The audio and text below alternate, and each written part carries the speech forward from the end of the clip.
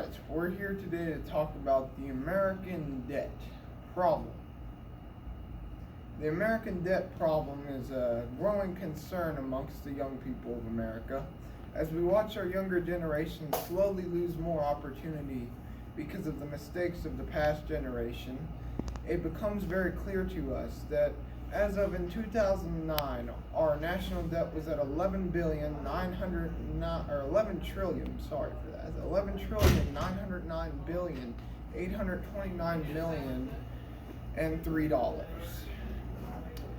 And it has only grown since then to 28,300,417,000,000.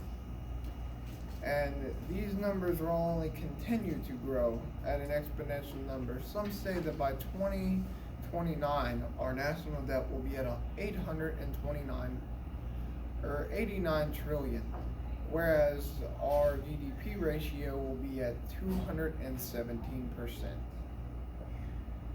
The update on our GDP as of 2009 was 82.65%. As of today, in 2021, it is 127.84%.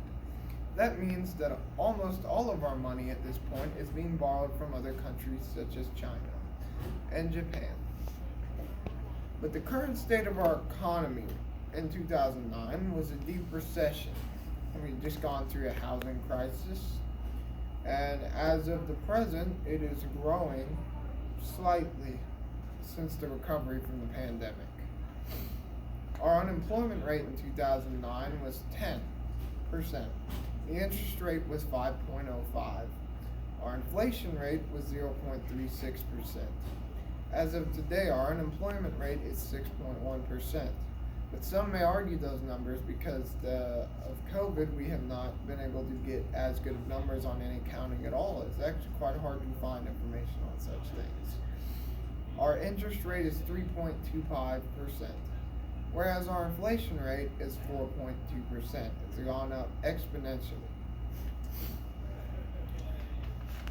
And if we compare our debt to the GDP ratio in 2009, it was 11,910,000,000 whereas today it is 28,312,122,000,000 compared to 127%.